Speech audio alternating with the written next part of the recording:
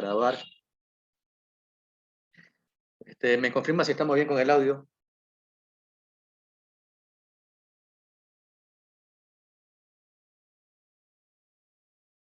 ¿Me escuchan? Sí, profe. Ok, déjenme como esto aquí. Ya. Bueno, buenas tardes con todos. Continuamos con la temática de primero instalaciones, ¿no?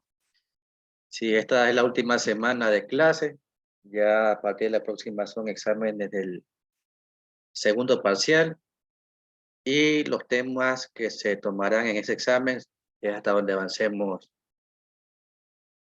esta semana, esperando que no exista ninguna novedad, como ya ha habido en las últimas semanas, diferentes problemáticas, y sea una semana que se pueda llamar normal, ¿no? Entonces, ahorita, bueno, ya hemos visto un poco lo de los tomas, cómo se conectan, diferentes tipos. Antes de eso, lo que eran los circuitos de iluminación, y ahora pasaremos un poco a ver lo que el procedimiento para conectar los centros de carga, ¿no? Hay dos videos, hoy solamente veremos el primero por cuestión de tiempo, y el día de mañana continuaremos con uno más extenso, cómo se ve físicamente el conexionado. Para las personas que ya tienen algún tipo de experiencia, creo que el video no se le hará tan interesante, pero habrá personas que no tienen experiencia y se puede visualizar paso a paso cómo se puede conectar tanto las protecciones y los conductores que van a cada una de las protecciones, ¿no? Entonces vamos con el primer video.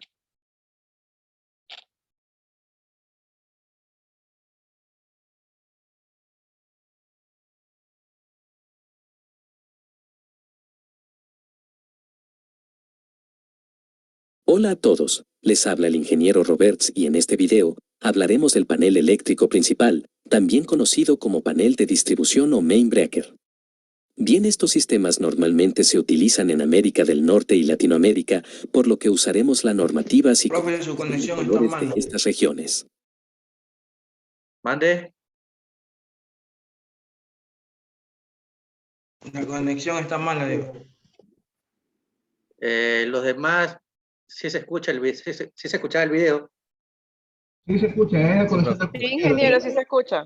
Ya, ok. compañero que está.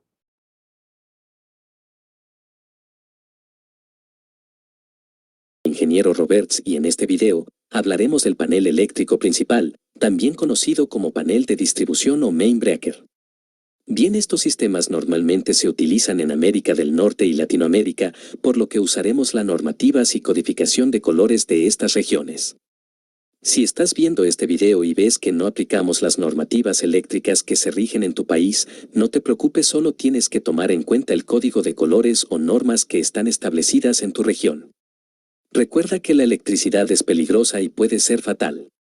Debes estar calificado y ser competente para realizar cualquier tipo de trabajo eléctrico.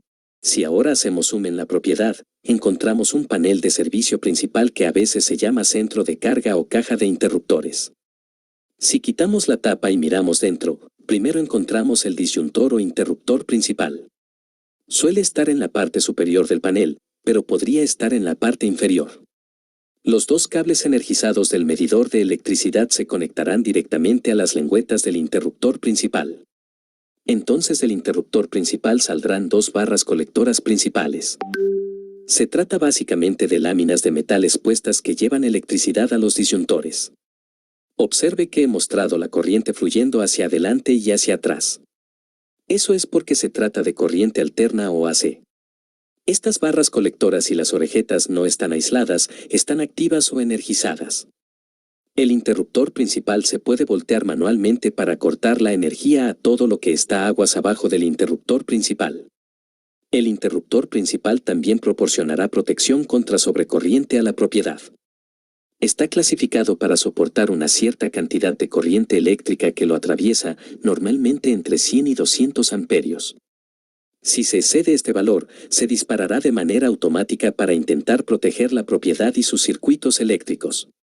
Dentro del panel, también tenemos una barra colectora de neutro y tierra. Se trata básicamente de una tira de metal con muchos agujeros y tornillos. Los cables neutros y de tierra se asentarán en los orificios y los tornillos los bloquearán en su lugar. En este ejemplo, tenemos un bloque a cada lado del panel. Como se trata de un panel principal, las dos barras colectoras se pueden unir para que tengamos una barra de conexión entre ellas. De esa manera tenemos una barra de bus de tierra neutral compartida. Los subpaneles deben tener su barra separada, pero ese es un tema para otro video. Desde el medidor de electricidad, tendremos el cable neutro conectado al terminal en la parte superior de la barra de tierra neutral. Observe el tornillo verde trata de unir la barra neutra a la carcasa metálica del panel de servicio. El propósito de la barra neutra es devolver la electricidad usada al transformador. En realidad, este tema puede resultar muy confuso por su complejidad, abarcaremos más a detalles en otro video. En este solo veremos la parte básica. Bien, los dos cables calientes proporcionarán la electricidad y una vez que se use, regresará al transformador a través de la barra neutra. Sigue siendo corriente alterna o AC, pero para que sea más fácil de visualizar, solo he animado la corriente que fluye en una dirección para que pueda ver el camino que tomará. ¿Te gustaría ganar dinero con Google? Yo sé que suena súper loco todo esto, pero realmente es así. De hecho, yo gano más de $2.000 mensuales utilizando esta. Ahora, si tuviéramos que tomar nuestro multímetro y conectar un cable a la barra colectora y el otro cable a la barra neutra, obtendríamos una lectura de alrededor de 120 voltios. Si aún no tiene un multímetro, le recomiendo que obtenga uno para su kit de herramientas. Es esencial para cualquier prueba eléctrica y búsqueda de fallas. Si conectamos los cables del multímetro a la otra barra colectora y a la barra neutra, nuevamente obtendríamos una lectura de alrededor de 120 voltios, pero si conectamos los cables del multímetro a las dos barras colectoras, obtendremos una lectura del doble de 240 voltios. ¿Por qué sucede esto? ¿Qué está pasando aquí?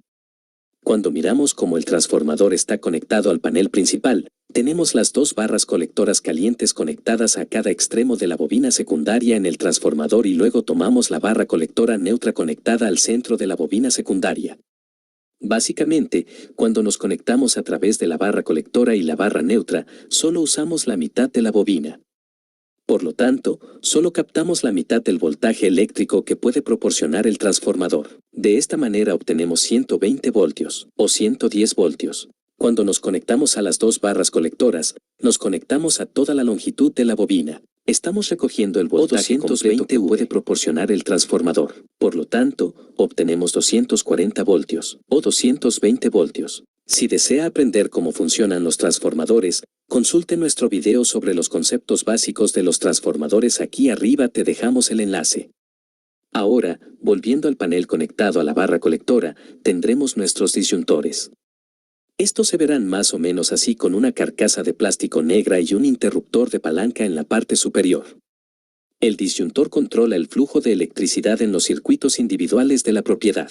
Se puede disparar manualmente para cortar la energía, pero también tiene dos características importantes. La primera característica es la protección contra sobrecargas. El interruptor está clasificado para manejar una cantidad determinada de corriente eléctrica. Cuando los electrodomésticos o las luces están conectados al circuito, cada uno de ellos aumentará la corriente en el circuito. Si se enchufan y encienden demasiadas componentes eléctricos, eventualmente la corriente será mayor de la que el interruptor puede manejar y este se disparará automáticamente para cortar la energía del circuito y proteger la residencia. La segunda característica es la protección contra cortocircuitos. Cuando lo energizado y el neutro entran en contacto directo entre sí, la corriente aumentará dramáticamente casi forma instantánea. Cuando esto ocurre crea un campo magnético que cortará la energía. Echemos un vistazo a cómo está conectado el disyuntor al circuito eléctrico. En este ejemplo, nos conectaremos a una luminaria simple que se controla mediante un interruptor. Tomamos el cable caliente del disyuntor y lo pasamos al interruptor. Pasamos otro cable desde el interruptor hasta la lámpara.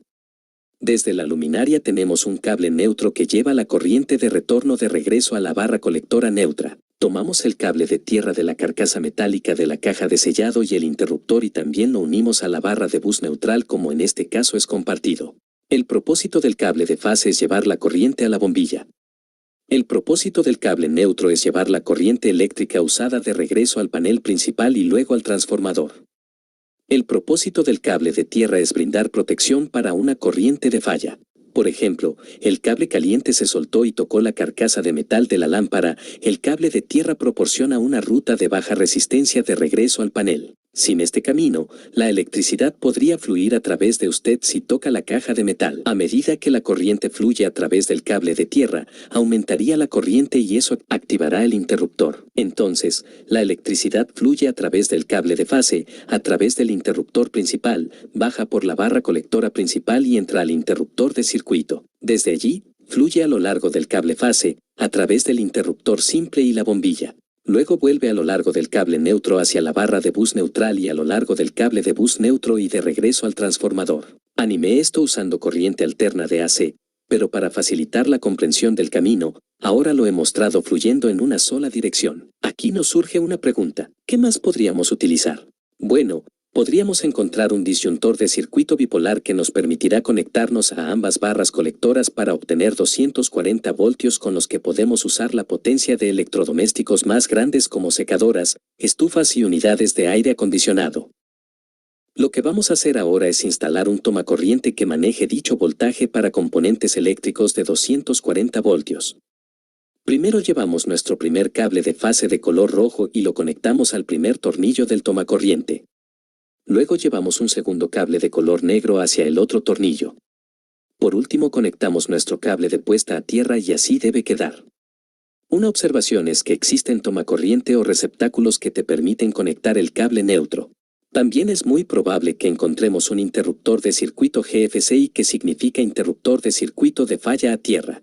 Esto se verá así, dependiendo del modelo que compre, generalmente tendrá un cable neutro trenzado conectado a él. Los GFCI se requieren en ciertos circuitos donde se utilizan salidas para lugares como cocinas, baños, jacuzzis, etc. Debe consultar con el Código Eléctrico Nacional para obtener detalles exactos.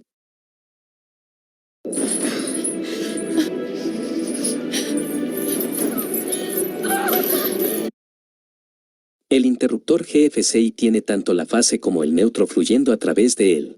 De esta manera, puede medir la corriente que fluye de ambos cables y asegurarse de que sean iguales. Si tomáramos un tomacorriente estándar, y ahora le conectamos un cable de fase desde el interruptor y lo conectaríamos al terminal, luego, tomamos el cable neutro y lo pasamos directamente al disyuntor a un terminal neutro específico. Luego conectamos el cable flexible en la barra de bus neutral. Esto proporcionará la ruta de regreso. Y, por supuesto, corremos el cable de tierra desde la salida hasta la barra de tierra neutra. Si miramos este ejemplo, la corriente fluye normalmente hasta que el tipo inserta un destornillador en el enchufe. Luego, la electricidad fluye a través de él en lugar del cable neutro. El GFCI mide la corriente en los dos cables y se da cuenta de que no son iguales. Luego dispara automáticamente el interruptor para cortar la energía y salvar la vida del hombre. También podríamos encontrarnos con un interruptor AFCI. Esto significa interruptor de circuito de falla de arco. Estos son necesarios para circuitos que alimentan dormitorios, pasillos, cocinas, etc. Nuevamente, consulte con el Código Eléctrico Nacional para obtener detalles exactos. Los AFCI funcionan también al estar conectados tanto a los cables neutros como a los activos. Dentro de este disyuntor hay una placa de circuito que mide el circuito y supervisa los patrones que indican que se está produciendo una falla de arco. Estos se instalan de manera muy similar a conductor GFCI. En condiciones normales, la corriente fluye a través del retorno caliente a través del neutro hacia el disyuntor y a través del cable flexible y de regreso a través de la barra neutra. Pero si, por ejemplo, se inserta accidentalmente un tornillo muy cerca del cable y se quita el aislamiento para exponer los cables de cobre, la electricidad ahora podría saltar o formar un arco desde el cable caliente y hacia el neutro. El arco es increíblemente caliente y causa la mayoría de los incendios eléctricos residenciales. A medida que ocurre el arco, crea una señal única en el cable eléctrico. El disyuntor puede detectar esto y se disparará automáticamente para cortar la energía. Si quieres seguir aprendiendo, te recomendamos.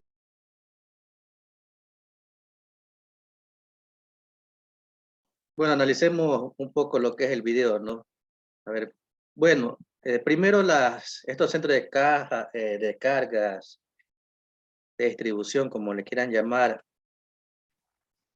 varía mucho de fabricante a fabricante, ¿sí?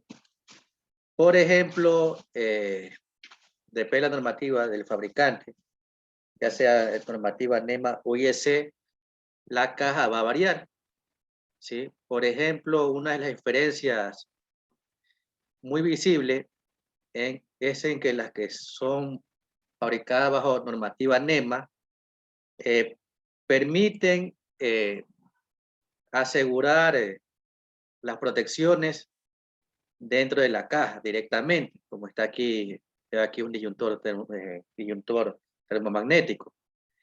A diferencia de los que son fabricados bajo normativa IS, que toca empotrarlo, ¿no? ¿Sí? Es diferente el proceso. Ya, entonces, si podemos observar, la alimentación principal va aquí al contador, o también conocido como medidor. Y de aquí sale la alimentación que va hasta el centro de carga, ¿no? Este centro de carga debe estar ubicado en un lugar visible para que se pueda ser manipulado en el caso que exista algún tipo de falla, ¿no? Como yo le decía anteriormente, que lo sean ubicar en lugares lejanos, en las cocinas o en los cuartos, no es aconsejable hacerlo porque su manipulación va a ser más complicada, ¿no? Siempre va a tener una protección principal, aunque aquí le faltaría el diferencial, ¿no? Y luego para proceder a distribuir los circuitos, a los circuitos derivados, ¿no? ¿Sí? Cómo se conecta internamente también varía del fabricante, ¿no? ¿Sí? Por eso siempre hay que leer el manual de instrucciones para poder conectar paso a paso para que no exista ningún tipo de inconveniente, ¿no? Estos conductores deben estar bien asegurados. Aquí, por ejemplo, tengo un sistema con 2 fases y un neutro, ¿sí? Cada una de las líneas va a un extremo de mi panel y el neutro va anclado a un costado. Y luego, para este caso, procedo a colocar cada uno de los disyuntores. Si hago la medición entre una fase y un neutro, voy a obtener 120 voltios. Y si hago la medición entre las dos fases, voy a obtener una medición de 240 a 220 voltios, ¿no? Y dependiendo de lo que yo necesite en mi circuito, a la carga que voy a alimentar, debo proceder a colocar la debida protección, ¿no? Por ejemplo, en el caso de los aire acondicionados, ya me tocaría utilizar un disyuntor para 240, ya que si utilizo un circuito con 120, mi equipo no va a funcionar, ¿no? Bueno, aquí también explicó un poco el caso de las bobinas, ¿no? Una primaria, secundaria, esto ya viene la parte de alimentación, de comercialización, sí, una parte de alta y una parte de baja. Ya así mismo estoy obteniendo el neutro, ¿no? Si yo mido aquí estos extremos, aquí va a tener 120 voltios, y aquí también va a tener 120 voltios. ¿Sí? Y entre ambos puntos, fase y fase, va a ser 240 voltios. Como decía antes, dependiendo de lo que yo necesite, tengo que hacer el debido conexionado. Acá, bueno, 240, 220. Y bueno, entonces siempre la protección principal va a ser mayor a la sumatoria de los valores que están en cada uno de los circuitos derivados, ¿no? Por cada circuito va a tener una protección independiente, hay que hacer bien la distribución, el conexionado. Los conductores tienen que estar fijos en los lugares donde van conectados, que no se salgan. Por ejemplo, aquí tengo un circuito, aquí tengo un disyuntor para un solo circuito. Y cuando se haga la compra de este centro de carga, no hay que colocar solamente para la cantidad de circuitos que yo necesito en ese momento, sino hay que proyectarse para más adelante, porque puede ser que en un tiempo aumente la cantidad de circuitos, y si no hay los espacios suficientes, va a tocar cambiar la caja entera. Entonces es un gasto más que se genera, y también se genera un tiempo mayor de trabajo. Y aquí habla también de unos tomas especiales. Si quieren pueden consultar lo que son GSF. A ver, aquí está el nombre. GSFI. Sí, adelante. Que son unos tomas especiales para proteger a las personas, ¿no? Y tienen un botón de test de prueba, ¿no? Por ejemplo, aquí ya viendo en la imagen, veo diferencia de dos disyuntores. Uno me permite conectar para un circuito de 120 voltios y el segundo me permite conectar para un circuito de 240 a 220 voltios. Si se dan cuenta, aquí se están uniendo las dos fases, por lo cual voy a obtener esta salida. Como decía en el video, hay ciertos tomas que me permiten conectar aparte de las dos fases. Para mi circuito también me permite conectar el neutro. Entonces, en el caso que sea toma con neutro, me tocará también sacar de este punto, de uno de estos puntos, el neutro para poderlo conectar, ¿no? Para completar el conexionado de mis conductores, ¿no? Si esta parte es muy importante saberla hacer. Sí, siempre por lo general esto se lo deja a lo último, ¿no? Yo hago la prueba de cada uno de mis circuitos independientes. Y, o sea, siempre se empieza, por lo menos en los trabajos que he hecho, la instalación, desde la parte más lejana hasta la parte más cercana. Y siempre dejo el centro de carga para lo último. Ya cuando he hecho las pruebas suficientes, ahora sí procedo a colocar la caja y procedo a conectar cada uno de los circuitos principales y derivados, ¿no? ¿Alguien tiene alguna experiencia conectando? ¿Qué tipo de dificultad se pueden presentar al momento de conectar un centro de carga? De los que han hecho tipo de trabajo de instalación. Ingeniero, yo tengo bueno, una anécdota y al mismo tiempo consulta, y no sé si el tiempo dará. Ya. Sí, tenemos 7 minutos. Siga. Sucede, pasa y acontece que una oportunidad, bueno, un amigo me llamó porque el aire acondicionado no prendía y simplemente era porque estaba sofatado. Me decía que el electricista anterior simplemente lijaba mucho los pines de los bordes donde conectaban los breques, pero ya funcionaba ahí, pero pasa unos días y otra vez. Sí, simplemente se eliminó ese y ya está. Porque si le raspaba y raspaba ya estaba como sulfatado. No sé si sabe qué le hablo, los pines que están aquí, justo donde conecta el breque. No lo escuché esa parte. A ver, ¿en la caja qué sucede con la caja? Ahí donde conectan los breques, la parte de hacer contacto el breque con la fase. Ahí, Ya, justamente. aquí, en este punto de aquí. No, acá, el breque como tal. El breque del circuito del aire. Ya, este de aquí ya. Aquí en la esquina hace contacto, ¿verdad? Sí. Ya, ese ferrito amarillo que está ahí, ya estaba sulfatado. O sea, el electricista que estaba anteriormente lo lijaba un poco y hacía contacto, pero después unos días nuevamente.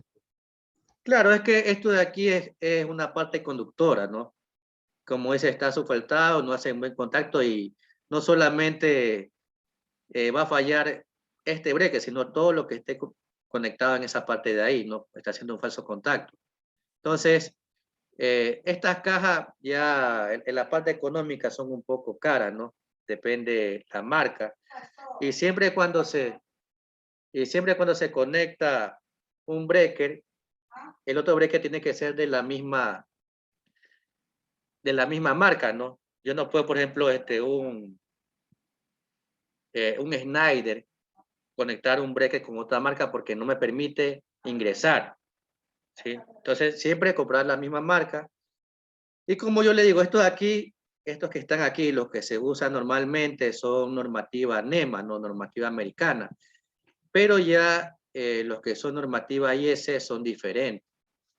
No puedo hacerlo de esta forma, ¿sí? Es un poco más tedioso, pero yo lo considero mejor el trabajo, ¿no? Al momento de conectar quedan más fijos y todo lo demás. Entonces, hay que chequear bien las conexiones, ¿sí? Y al momento no se olviden colocar la tapa, la cubierta, siempre etiquetar cómo quedan distribuidos los circuitos, ¿no? El C1 es iluminación sala-comedor, C2 toma de los cuartos, para que la persona dueña de su vivienda, por algún motivo debe hacer desconectar, ¿no? Pueda saber qué parte está desconectando, ¿no? Eso hay que tomar en cuenta mucho eso de ahí, ¿no? Ya la clase de mañana está en un video un poco más extenso que se ve paso a paso, también es una caja bajo la misma normativa, pero ya se va a ver más detallado cómo se conecta, ¿no? Siempre asesorarse al momento de conectar que esté bien, ¿no? Al momento de probar que no se salga. Muchas veces se conecta el peinado, lo que es el peinado del cable, ¿no? Yo tengo una pequeña duda antes de sacar el tiempo. Dígame. Bueno, hace tiempo cuando yo estaba, hace muchos años atrás, salía del medidor dos cables parecidos y yo cortamos con mi compañero al azar y lo que cortamos fue el neutro. Y a la suerte, ¿no? El que cortaba fue neutro y se generó el neutro flotante y se hizo la quemazón ahí. Y ya, bueno, corregimos eso. Pero hoy voy a una casa de una cliente que me llama, que se le va la luz, pero me di cuenta que se le han robado el neutro. El cable de neutro se le ha robado el medidor. Entonces el aire acondicionado estaba funcionando. Por eso me di cuenta, porque el aire significa que las dos fases sí estaban completas. Y por deducción supe que era neutro que se había robado. Pero nunca le pasó nada. O sea, no entiendo por qué esta señora nunca se le reventó Ya, nada. en ese caso, cuando el neutro no está, este que actúa como protección, que es la tierra, ¿verdad? Puede estar cumpliendo la función del neutro, ¿no? Para completar el circuito. Pero eso no es aconsejable, ¿no? Siempre debe tener su propio neutro. Esta protección es independiente a mi sistema, ¿no? No debe actuar como parte del circuito del funcionamiento, sino solamente proteger contra descarga. Y eso es lo que me imagino lo que pasaba en esa vivienda, ¿no? Sí. Ya. Entonces, vamos a quedar hasta ahí. Mañana continuamos con la parte de instalaciones y a los que ven máquinas DC se conectan 2:50, ¿no? Antes que se acabe el tiempo, coloquen presente su nombre y nos vemos en 12 minutos.